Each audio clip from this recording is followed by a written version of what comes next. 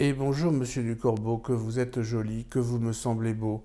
Sans mentir, si votre ramage se rapporte à votre plumage, vous êtes le phénix des hôtes de ces bois. Bah ça va pas du tout ça. On peut pas dire ça. On peut pas dire ça parce qu'il y a une chose qui est très importante, c'est évidemment ce qu'on appelle l'élocution.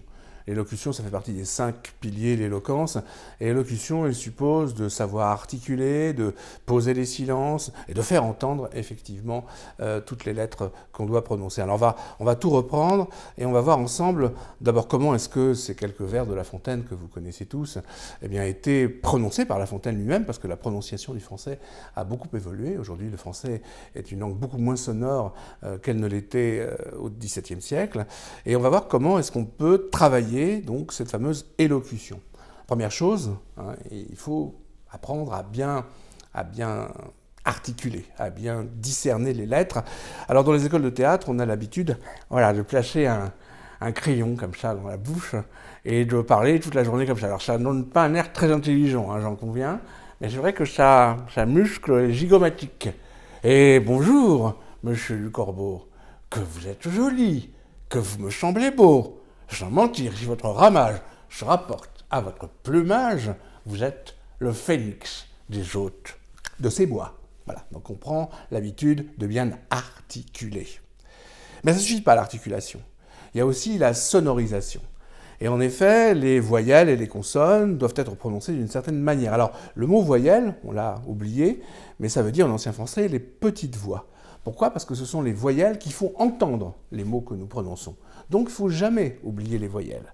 Il ne faut pas non plus oublier que certaines consonnes se font entendre dans une certaine durée, en particulier ce qu'on appelle les liquides, et au XVIIe siècle, le R n'est pas guttural, comme il l'est aujourd'hui, comme ça, il est apico-alvéolaire, comme on dit de manière savante, c'est-à-dire qu'il est roulé, ce qui donnerait par exemple, toujours sur ces vers de La Fontaine, « Eh, bonjour, monsieur du Corbeau, que vous êtes joli, que vous me semblez beau, sans mentir. Si votre ramage se rapporte à votre plumage, vous êtes le phénix des hôtes de ces bois. » C'est déjà beaucoup plus expressif. C'est bien articulé, c'est plus expressif. Et là, franchement, c'est de la VO. Hein. C'est probablement comme ça que La Fontaine devait prononcer ces quelques vers.